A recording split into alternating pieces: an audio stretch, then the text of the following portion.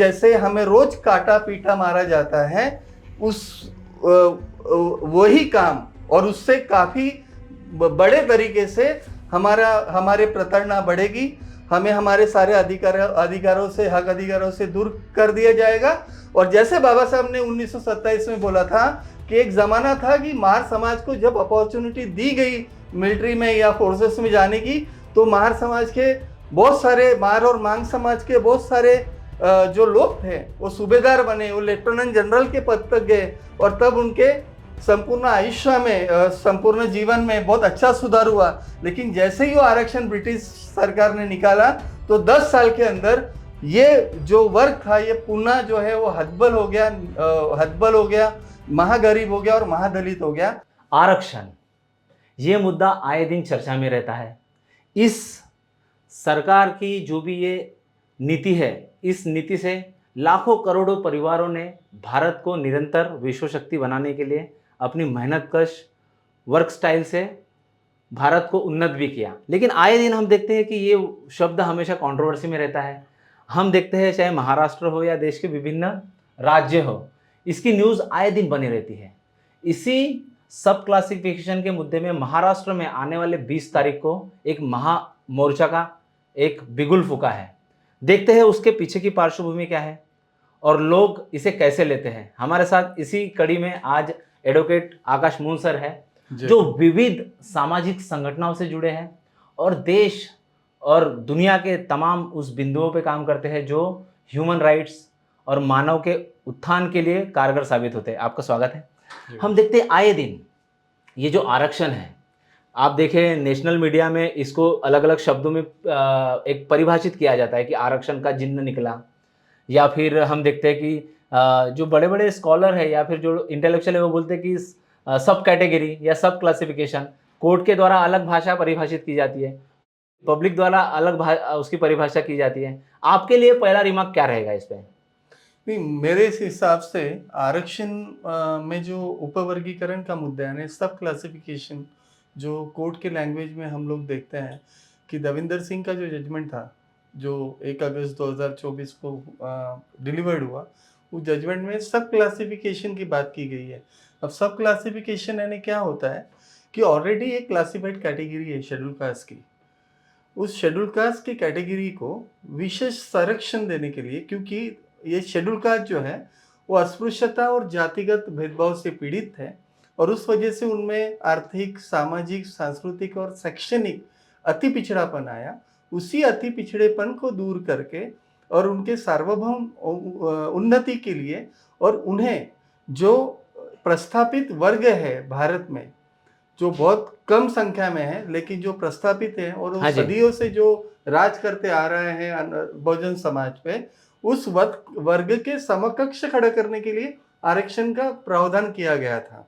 अब प्रावधान सब कैटेगराइजेशन के बाद हुआ है, यानी अनुसूचित जाति ऑलरेडी कैटेगराइज्ड है, स्पेसिफाइड है, और वो इसलिए अनुसूचित जाति के यादी में आया हुआ है क्योंकि अनुसूचित जाति, जितनी भी अनुसूचित जाति है भारत में, उनमें कॉमन फैक्टर है, और वो कॉमन फैक्टर है अस्पृश्यता, जातिगत भेदभाव और उससे उत्पन्न सामाजिक, शैक्षणिक, सांस्कृतिक और आर्थिक अति पिछड़ापन। हम देखते हैं कि जब शुरुआती दौर में ये बुनियादी ढांचा बन रहा था तो हेट्रोजीनियस एक थ्योरी आई, फिर हेमोजीनियस वाली एक थ्योरी आई, लेकिन हम देखते हैं कि आए दिन ऐसे कौन सी शक्तियां हैं जो इसका विरोध करती हैं कि हमेशा ये कंट्रोवर्सी में रहता है, ये आरक्षण वाला जो सब्जेक्ट है हमेशा कंट्रोवर्सी में रहता है। तो इसलिए भी कंट्रोवर्सी में रहता है कि एक बड़ा वर्ग है इस देश में जो सदियों से बहुजन समाज का शोषण करते हुए आ रहा है।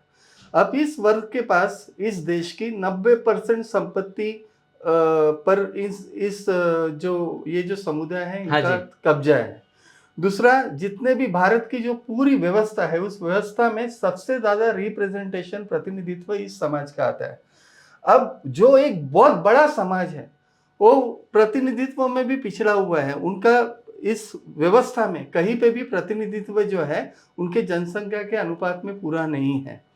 अब उन्हें प्रतिनिधित्व देने का काम 1935 में जब इंडिया एक्ट आया था, जब ब्रिटिश गवर्नमेंट रूल कर रहा था इंडिया को, उसके बाद उनको सही तरीके से रिप्रेजेंटेशन देने की बात की गई और तभी शेड्यूल कास्ट की एक लिस्ट बनाई गई।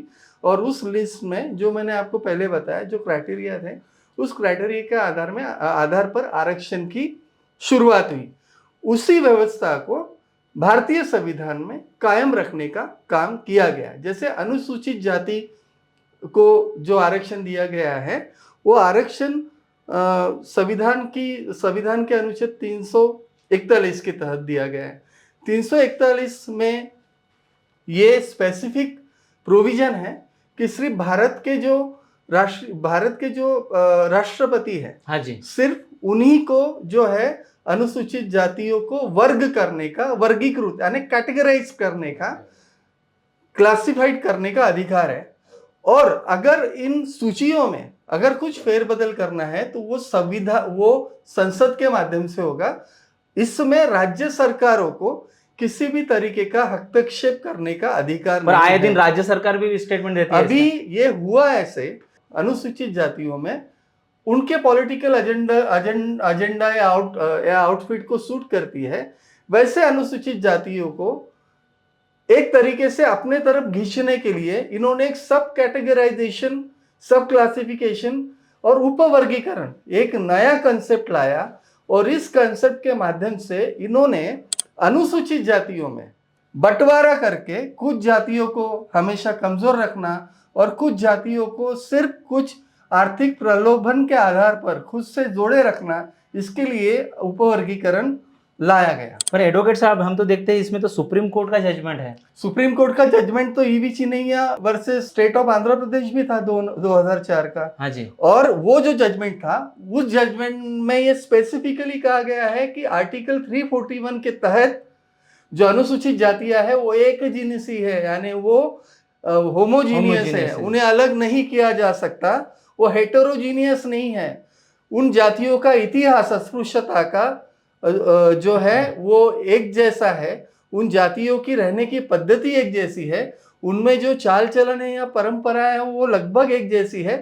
थोड़े छोटे मोटे अगर डिफरेंसेस छोड़ दे तो ये सारी जातियां जो है ये शोषण उत्पीड़न का शिकार है और वो छुआछूत से जूझती जातियां है।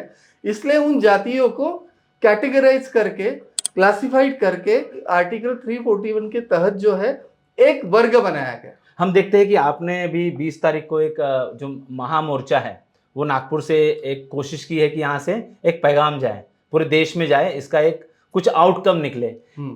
कोर्ट की भाषा काफी लीगल होती है और लीगल लैंग्वेज काफी टिपिकल भी होती है समझने के लिए, जो एडवोकेसी में प्रैक्टिस करते हैं उनको समझ में आती है। लेकिन जो संगठन है, जो अलग अलग एनजीओज है, जो अलग अलग ग्रुप्स में काम करते हैं, उनको आप कैसे समझा पा रहे हैं और कैसे जोड़ पा रहे हैं? देखिए, उपवर्गीकरण बहुत सिंपल है।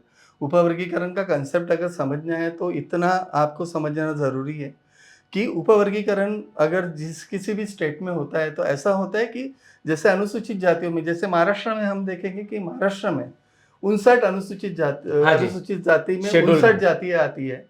वो जो शेड्यूल्ड एक्ट है, प्रेसिडेंट ऑर्डर है, उसके हिसाब से इस 59 जातियों में अगर राज्य सरकार को ऐसा लगता है कि 4-5 जातियों को जो है वो विशेष प्रावधान करने की जरूरत है क्योंकि वो अति पिछड़ी है स्टेट के हिसाब से, तो स्टेट उन जातियों को अलग करेगा और जो जातियां स्टेट को लगती है कि ज्यादा विकसित है उनको अलग करेगा, यानी विभाजन करेगा। यानी परसेंटेज नहीं देखा जाएगा? नहीं, जनसंख्या के परसेंटेज से इसका कुछ ये तो काफी ज्यादा डैमेज है। ये तो नहीं, बहुत ज्यादा डैमेज है। मैं आपको बता रहा हूँ हरियाणा में क्या हुआ। हरियाणा में जो चांबार और रविदासी समाज है वो लगभग 60% के करीब है। ओके।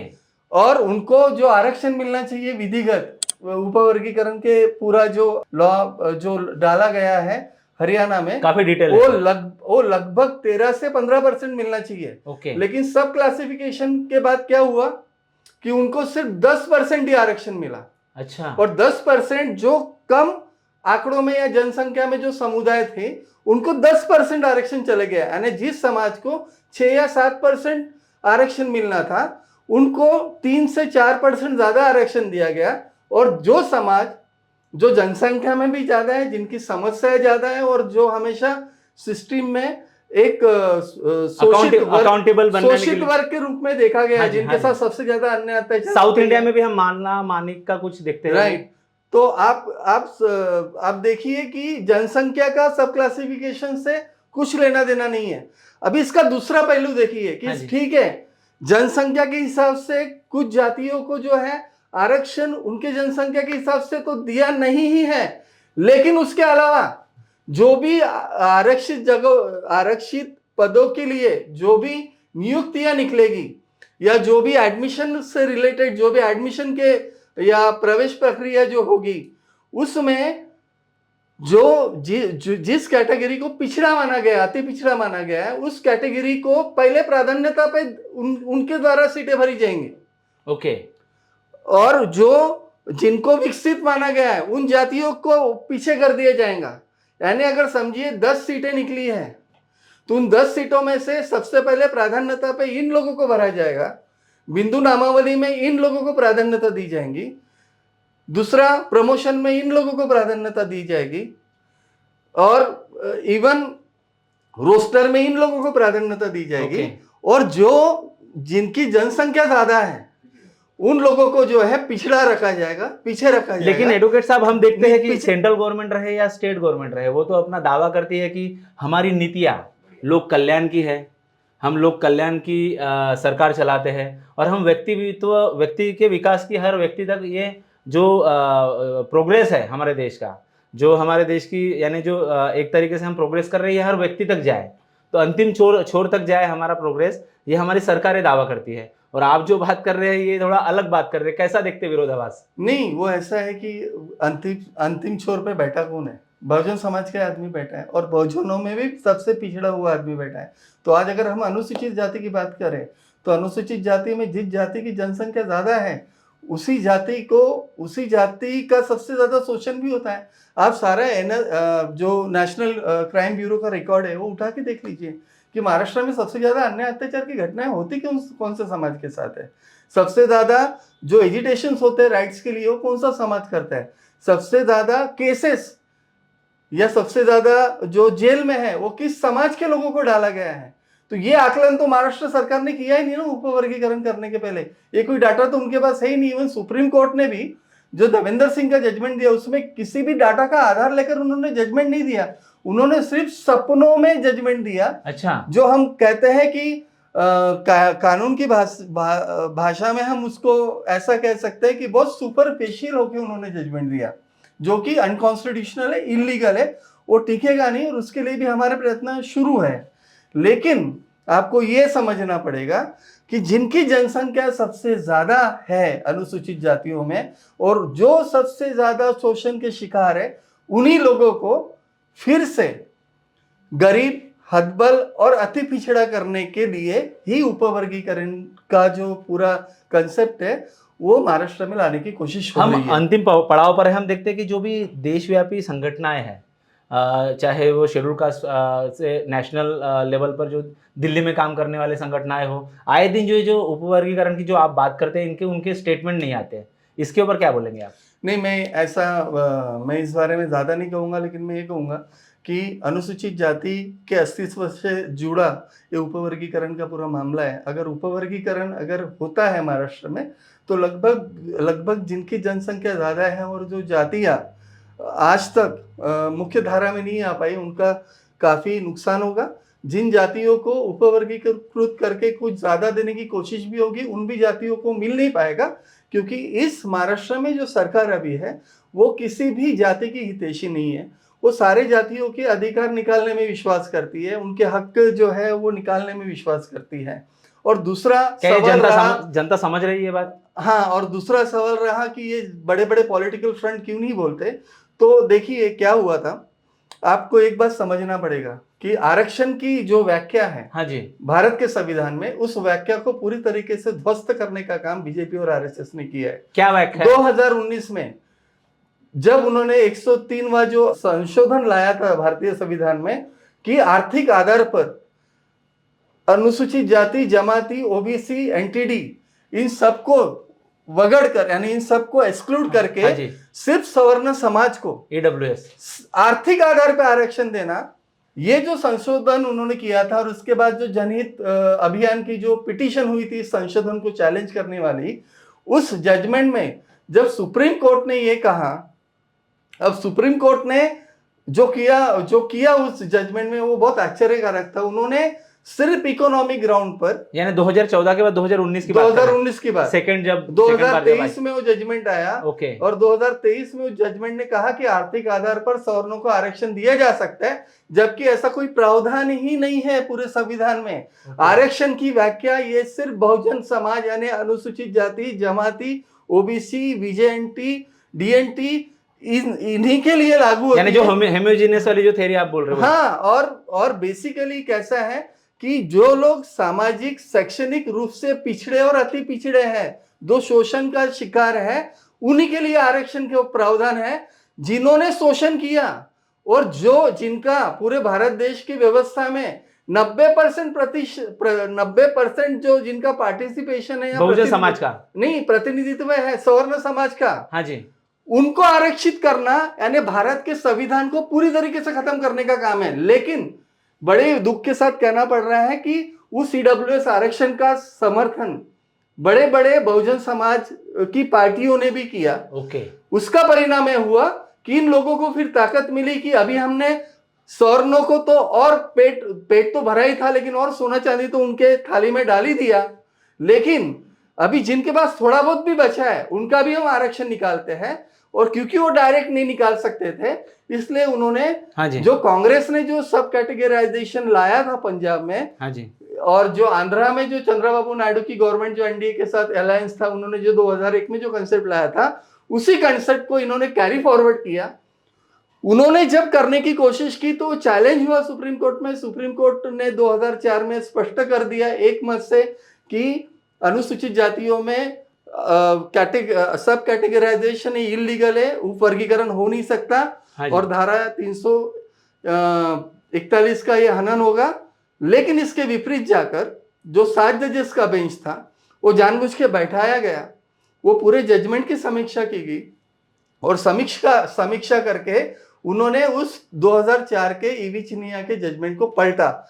अभी अगर उस जजमेंट को उन्हें पलटना था तो उन्हें कुछ लीगल रीजनिंग देनी जरूरी थी। लेकिन 600 पन्नों के जजमेंट में अगर आप देखेंगे तो पूरा जजमेंट जो है वो सिर्फ सुपरफिशियल तरीके से लिखा गया है। वो जजमेंट दोषपूर्ण इसलिए है क्योंकि वो अनुसूचित जातियों के हक और अधिकारों को मारने का काम करता है, और ये मारते वक्त वो किसी भी तरीके का जस्टिफिकेशन नहीं देता। यानी गवी, और ये जजमेंट सिर्फ सब क्लासिफिकेशन तक नहीं रुकता, ये जजमेंट जो है ये 1 जनरेशन आरक्षण की बात करता है अनुसूचित जातियों के लिए, अनुसूचित जनजातियों के लिए, और एक क्रीमी लेयर की भी बात करता है। ओके, एंड इस जजमेंट के माध्यम से जो अनुसूचित जाति समाज है उनके सारे के सारे हक और अधिकारों को संपूर्ण तरीके से खत्म करने की बहुत बड़ी साजिश की गई। और इसका जो है शिकार हम लोग इसलिए बने क्योंकि हमारे जो सारे बड़े संगठन हैं उन्हें जिस तरीके से इसका विरोध करना था वो नहीं कर पाए। हालांकि हमने आज बहुत बड़ी मूवमेंट सिर्फ समाज के बदौलत हमने खड़ी कर दी। आपका भी एक संयुक्त तो विदर्भीय स्तरीय महामोर्चा है, क्या अपील करेंगे जनता से? मैं जनता से सिर्फ यही अपील करूंगा, ये हमारे हक की लड़ाई है, ये हमारे अस्तित्व की लड़ाई है। ये लड़ाई हमारी आखिरी लड़ाई भी हो सकती है, क्योंकि अगर आरक्षण खत्म हुआ तो अनुसूचित जातियों को जैसे चीफ जस्टिस के ऊपर जूता उछाला गया और जैसे हमें रोज काटा पीटा मारा जाता है, उस वही काम और उससे काफी बड़े तरीके से हमारे प्रताड़ना बढ़ेगी। हमें हमारे सारे अधिकारों से, हक अधिकारों से दूर कर दिया जाएगा। और जैसे बाबा साहब ने 1927 में बोला था कि एक जमाना था कि मार समाज को जब अपॉर्चुनिटी दी गई मिलिट्री में या फोर्सेस में जाने की, तो मार समाज के बहुत सारे, मार और मांग समाज के बहुत सारे जो लोग थे वो सूबेदार बने, वो लेफ्टिनेंट जनरल के पद तक गए, और तब उनके संपूर्ण आयुष्य में, संपूर्ण जीवन में बहुत अच्छा सुधार हुआ। लेकिन जैसे ही वो आरक्षण ब्रिटिश सरकार ने निकाला तो 10 साल के अंदर ये जो वर्ग था ये पुनः जो है वो हतबल हो गया, महागरीब हो गया और महादलित हो गया। तो यही चीज अगर उपवर्गीकरण कर महाराष्ट्र में लागू हो जाता है तो हमारे साथ होगा। आज महाराष्ट्र में लगभग 1.5 करोड़ अनुसूचित जाति के लोग रहते हैं और इस 1.5 करोड़ अनुसूचित जाति को अगर अपने इतिहास से कुछ सीखना है तो यही सीखना होगा कि जब तक आप संघर्ष करेंगे नहीं, जब तक आप लड़ेंगे नहीं, इस व्यवस्था से जब तक आप दो हाथ करेंगे नहीं संविधानिक कक्षा में रहकर, तब तक आपके अधिकार बचने वाले नहीं हैं। और सबसे इंपॉर्टेंट मैं यही कहना चाहता हूं कि ये हमारी आखिरी लड़ाई हो सकती है। अगर हम आज हमारे आरक्षण को अगर बचा पाए तो हम लाखों लड़ाइयाँ लड़ लेंगे, क्योंकि बिना आरक्षण हमारे समाज की जो कीमत है वो शून्य है। और वो उसी को ध्यान में रखते हुए ये उपवर्गीकरण का सारा खेल किया गया है।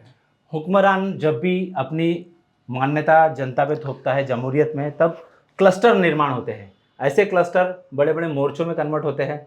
हम एक कोशिश कर रहे थे कि इसके पीछे जो भी मोर्चों का जो आयोजक है वो क्या अपना मैसेज जनता को देना चाहते हैं, इस चीज़ को हम खोजने की कोशिश कर रहे थे। आप जुड़े रहिए आवाज़ इंडिया से। आपका बहुत बहुत धन्यवाद, आपने अपना कीमती वक्त दिया। धन्यवाद। जय हिंद।